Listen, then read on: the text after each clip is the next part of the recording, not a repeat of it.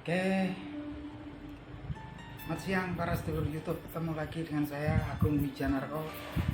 Oke para sedulur, di siang hari ini seperti biasa saya ingin menyapa para sedulur-sedulur saya, sobat-sobat saya, teman-teman saya yang sudah subscribe dan join di kanal YouTube saya ini. Jadi teman-teman, seperti biasa di siang hari ini saya ingin mengajak teman-teman untuk ngobrol santai seputaran peta perpolitikan di negara kita menjelang Pilpres dan Pemilu 2024 nanti. Jadi teman-teman, saat ini santer banget ya pemberitaan, orang-orang membicarakan begitu banyaknya massa, begitu banyaknya manusia, begitu antusiasnya masyarakat ketika Anies Baswedan dan Gus Muhaimin Iskandar berkunjung ke Makassar. Antusias masyarakat, gelombang manusia yang begitu banyak, mungkin ratusan ribu ya teman-teman. Dihitung tuh kalau lihat gelombang lautan manusianya tuh sampai ratusan ribu ya, dikala cuaca di Indonesia kalau siang hari saat ini kan memang lagi nggak bersahabat ya, panasnya luar biasa, tapi memang semangat harapan perubahan itu nggak bisa dibohongi. Sampai banyak masyarakat, warga yang berbondong-bondong keluar di tengah panasnya cuaca yang seperti ini. Saya pun juga akan berpikir dua kali ketika mau keluar siang-siang seperti ini, karena memang cuacanya lagi nggak bersahabat. Kalau sekitar jam 12-an gini, rata-rata kalau di kampung halaman saya sini di Jogja bisa nyampe 31 sampai 33 derajat Celcius. Nah, apa sih yang mendorong mereka kemudian orang begitu antusias menyambut pasangan Anies Baswedan dan Gus Muhaimin Iskandar? Tentunya teman-teman, sebagian besar masyarakat Indonesia yang berada posisinya sebagai pengusaha ekonomi kelas menengah ke bawah saat ini tentunya sudah betul-betul merasakan ya begitu susahnya, begitu beratnya untuk menggerakkan usaha ya gitu kan. Bayangkan saya sehari ini dari pagi naik motor dari rumah di kampung ini ke kota, beli bensin, jajan, beli es, makan di warung angkringan aja mie ayam sehari ini udah hampir sekitar 60-70 ribu pengeluarannya. Sedangkan untuk nyari uang segitu itu saat ini luar biasa susah. Banyak teman-teman saya gitu kan yang buka warung-warung kecil kayak angkringan gitu yang sudah tutup sekarang karena memang omsetnya menurun, daya belinya menurun gitu kan. Ini bahkan kan makanannya murah-murah ya, kayak nasi itu 2.500, udah ada sambal terinya, kadang ada sambal tempenya gitu kan. Terus jajanan di sini tadi saya masih ketemu yang mungkin ukurannya kecil kayak bakwan tuh 500 satu gitu kan. Yang di tempat lain mungkin nggak ada. Tapi rata-rata memang keluarnya rata-rata memang sekarang pembeli itu menurun drastis. Nah itu dari sektor makanan yang memang setiap hari manusia itu membutuhkan makanan. Cuman biasanya yang mungkin keluar, yang jajan juga menahan diri karena mungkin penghasilannya menurun ya. Mungkin seperti itu. Di lain waktu saya ketemu teman saya yang di Jawa Barat di Cianjur yang buka travel gitu kan.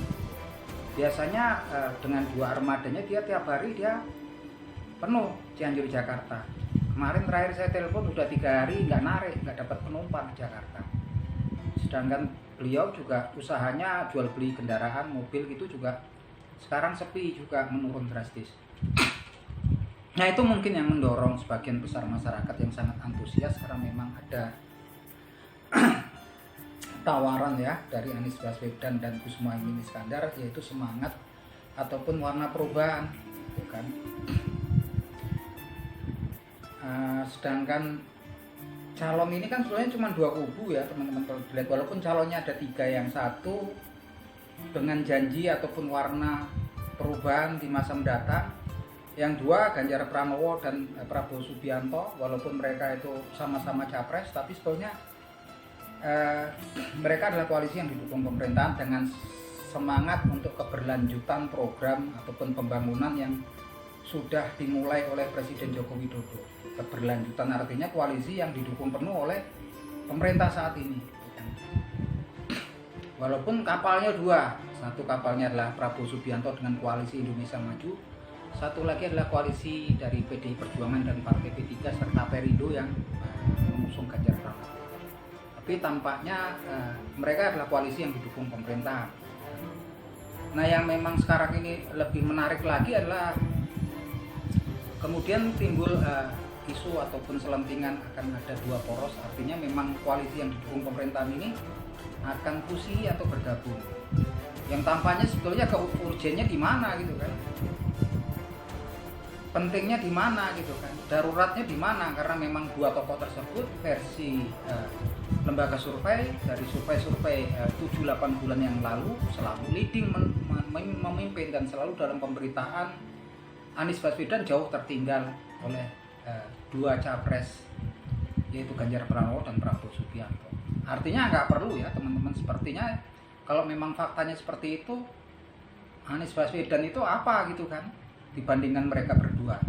Tapi sekarang kemudian ada isu itu, memang tampaknya ada memang analisis yang memang kita semua mungkin lepas dari pengamatan kita, analisis ahli-ahli tertentu yang dan data-data tertentu yang memang mungkin nggak dikonsumsi oleh publik gitu kan, nggak muncul ke permukaan, tapi analisis yang mungkin analisis tersebut menghasilkan tesis bahwa Anies Baswedan memiliki kans atau peluang besar untuk kemudian memenangkan kontestasi di Pilpres 2024 nanti, sampai kemudian timbul ide untuk fusi atau penggabungan Prabowo Subianto dan Ganjar Pranowo. Nah, ini tampaknya memang apa ya? Tampaknya menggambarkan bahwasannya dua kapal tersebut memang ada mastermind-nya di belakang yang memang kita lihat nanti gitu kan. Karena memang kayaknya kemungkinannya kecil, tapi kalau kemudian ada mastermind-nya di belakang, tentunya apapun itu kemungkinan akan bisa terjadi gitu kan, penggabungan hal tersebut. Dan yang paling saat ini paling ketara adalah pergerakan-pergerakan yang saya anggap awal dari kecemasan untuk kemenangan Anies Baswedan. Terakhir kita dengar isu salah satu putra Presiden Joko Widodo bergabung dengan PSI ya di sini, yaitu Kaisang yang bergabung dengan PSI. Yang sebetulnya notabene kan biasanya sih kalau satu garis keluarga dari suatu aturan partai itu biasanya juga di mana-mana di negara manapun, biasanya kalau satu keluarga ya satu keluarga ini di partai A, biasanya keluarga anggota keluarga yang lain pun pasti di partai A gitu kan. Sepertinya seperti itu, tapi ini agak aneh gitu kan, karena memang dengan alasan-alasan tertentu untuk pembenaran bahwasanya ini udah berkeluarga jadi sendiri, artinya terus dengan alasan mungkin untuk dalam kebebasan berpolitik segala macam dan nggak ada aturannya. Tapi kalau kita tilik memang kan beberapa bulan terakhir ketika PSI dulu mendukung Ganjar Pranowo, kemudian nggak mendapat respon yang positif dari PDIP, kemudian tampak kemudian PSI ini kan memang ada friksi, ada gesekan dengan PDIP dan secara nggak langsung ke Ganjar Pranowo yang dulu sebetulnya mereka dukung ya. Dan akhir-akhir ini sepertinya pergerakannya mendekat ke mendukung untuk Prabowo Subianto. Friksi ini kan memang ada serangan-serangan di media sosial itu kan dari tokoh-tokoh dari partai tersebut yang mengarah ke Prabowo Subianto ataupun Ganjar Pranowo yang tampaknya sepertinya biasa aja umum sekarang ya. Tapi kalau kita lihat kemudian putra salah satu daripada kader PDIP bergabung kepada partai yang sebetulnya juga sedang lagi ada friksi dengan partai yang diikutin, yang menjadi naungan daripada keluarga tokoh tersebut kan. Artinya sebenarnya kalau partai lain nggak begitu mencolok, ini partainya kan lagi walaupun kemudian ada spekulasi bahwasanya dengan masuknya putra Presiden Joko Widodo tersebut ada kemungkinan PSI kemudian akan mendukung Ganjar Pranowo lagi. Nah, itu memang banyak spekulasi di situ ya artinya. Tapi di situ menggambarkan bahwasanya memang ada usaha atau upaya memang untuk tetap ya Presiden Joko Widodo ini, putra-putranya juga keluarganya tetap memiliki peran, memiliki pengaruh di peta perpolitikan elit nasional Indonesia ketika beliau nanti turun dari jabatannya, karena memang udah 2 fase 2 periode ya gitu kan. Jadi sepertinya memang kesannya beliau adalah kader PDI Perjuangan, tentunya tegak lurus dengan garis partai, yaitu itu mendukung Ganjar Pranowo, tapi di lain pihak tampak putra-putranya juga dekat dengan dekat dengan Prabowo Subianto, salah satu capres dari koalisi yang lain gitu kan, tampak sekali. Jadi kayaknya dia menjaga ritmenya gitu kan, separuhnya di Prabowo Subianto, separuhnya lagi di Ganjar Pranowo. Kita nggak tahu gitu kan, apakah kemudian PDI Perjuangan juga happy dengan hal ini. Tapi kalau kemudian bergabung Prabowo Subianto dengan Ganjar Pranowo, ataupun Ganjar Pranowo bergabung dengan Prabowo Subianto, tampaknya masalah tersebut hilang ya, bersih. Tampaknya ini yang mungkin lagi diusahakan, diupayakan, dirundingkan, karena mengingat kalau kita lihat memang gelombang dukungan ke Anies Baswedan dan Gus Muhaimin Iskandar itu tampaknya luar biasa, apalagi di tengah sekarang krisis untuk pencarian penghasilan, untuk pemenuhan kebutuhan hidup sehari-hari begitu berasa ya susahnya. Fakta itu teman-teman bisa komen di sini.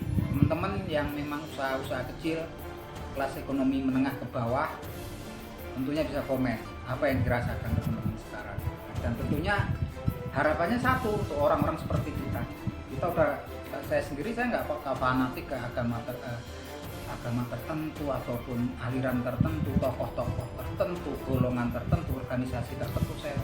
Yang terpenting adalah ada perubahan yang lebih baik pada diri saya, mungkin secara umum juga pada warga negara, masyarakat, utamanya untuk yang kelas menengah ke bawah, perekonomiannya akan lebih baik di kemudian hari gitu kan. Itu harapan semua, dan tampaknya ini sekarang memang dukungan lagi bergerak ke situ gitu kan. Nah, analisanya seperti apa kalau kemudian dua poros? Jadi kalau dua poros ini tampaknya juga susah dihindari ada polarisasi, karena tampaknya yang satu adalah koalisi yang memperjuangkan perubahan untuk memperjuangkan kesejahteraan dan kemakmuran bagi masyarakat gitu kan. Di satu pihak gambarnya adalah koalisi yang mendukung keberlanjutan daripada program-program yang sudah dilangsungkan Presiden Jokowi, koalisi yang didukung penuh oleh pemerintahan yang saat ini, yang lagi berkuasa saat ini. Jadi kan tampaknya susah juga gitu kan, walaupun kita nggak berharap itu ya teman-teman. Jadi sebetulnya kalaupun nanti porosnya dua juga belum tentu dengan mudah sesuai analisis ataupun ramalan para pengamat politik. Kalau Ganjar Pranowo berpasangan dengan Prabowo Subianto, ataupun sebaliknya Prabowo Subianto dengan Ganjar Pranowo, kemudian berhadapan dengan koalisi perubahan Anies Baswedan dan Gus Muhaimin Iskandar, ini tampaknya juga kalaupun cuma dua poros ya agaknya ya juga susah gitu kan. Agaknya berat artinya memang masih rame lah gitu kan. Tapi kalau kemudian tiga capres tampaknya mempermudah ya pergerakan, mempermudah atau memperbesar peluang kesempatan daripada pasangan Anies Baswedan dan Gus Muhaimin Iskandar. Karena tampaknya memang gelombang dukungan tuh memang susah untuk dibendung saat ini teman-teman. Apalagi semenjak bergabungnya Gus Muhaimin Iskandar yang notabene adalah seorang tokoh PKB sendiri lahir dari kaum Nahdlatul Ulama gitu kan, walaupun Nahdlatul Ulama juga memang organisasi non politik gitu kan. Tapi kalau kemudian ada salah satu daripada warga NU yang kemudian menjadi capres, pastinya berpengaruh ya pada keputusan mereka untuk melabuhkan pilihan mereka di Pilpres 2024 nanti. Dan PKB sendiri adalah partai yang memang mudah berdiri lama, yang memang memiliki simpatisan, memiliki pemilih yang luar biasa di seluruh Indonesia banyaknya gitu kan. Nah ini teman-teman, saya sendiri juga berharap banyak gitu kan, sebagai seorang warga negara. Kalau saya sendiri pribadi berharap banyak akan adanya warna perubahan ya, walaupun saya sendiri belum begitu gamblang tentang perubahan yang akan dicanangkan. Yang jelas nih orang baru itu kan dengan janji warna perubahan. Dan kalau saya lihat juga Anies Baswedan dan Gus Muhaimin Iskandar ini sudah sangat mumpuni. Kalau kita lihat Anies Baswedan ini selain akademisi, dia memiliki sifat yang sisi religiusnya juga bagus, kemudian intelektualitasnya juga sudah teruji ya, beliau jadi gubernur di DKI Jakarta. ini orang nggak sembarangan ya, masih ada keturunan daripada pahlawan nasional, backgroundnya juga dari salah satu universitas terkenal di Indonesia, UGM, kemudian S2 S3-nya di USA gitu kan. Jadi memang komplit ya kalau Anies Baswedan. Begitupun dari Gus Muhaimin Iskandar, seorang tokoh politik kawakan senior yang sudah lama berkecimpung di dunia politik di Indonesia. Beliau juga salah satu ketua partai yang partainya juga beken ya, memang memiliki anggota di seluruh wilayah Indonesia. Utamanya sangat mengakar, akar rumputnya adalah di Jawa Timur. Dan Jawa Timur adalah salah satu provinsi terpadat di Indonesia ya, selain Jawa Tengah, Jawa Barat, dan DKI Jakarta. Jadi memang wajar kalau kemudian sekarang dari kubu yang koalisi yang didukung pemerintahan mulai berpikir ulang, mulai regrouping, menyusun ulang kekuatannya, dan mulai mempertimbangkan upaya-upaya untuk penggabungan fusi daripada Ganjar Pranowo dan Prabowo Subianto, atau Prabowo Subianto dengan Ganjar Pranowo. Walaupun juga tampaknya kemungkinannya kecil, tapi kalau kemudian memang ada mastermind di belakangnya, kemungkinan juga bisa terjadi. Walaupun kalau kemudian fusi itu pun terjadi, saya pikir juga masih tetap rame ya gitu kan. Nah teman-teman, ini obrolan kita siang hari ini gitu kan. Kalau teman-teman punya analisis yang berbeda dengan saya, silahkan teman-teman komen, beri pendapat untuk obrolan kita di waktu yang akan datang. Intinya konten ini sekedar untuk hiburan, ngobrol-ngobrol kita sebagai warga negara, pengamat politik, juga sebagai ya kumpul-kumpul lah sekadar itu.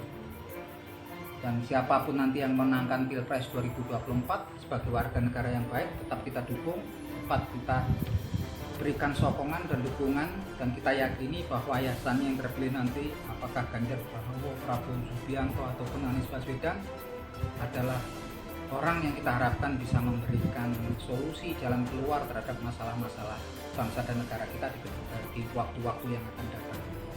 Oke, gitu teman-teman. Gitu aja. Salam seduluran dari saya, Bung Wijanarko dari Yogyakarta.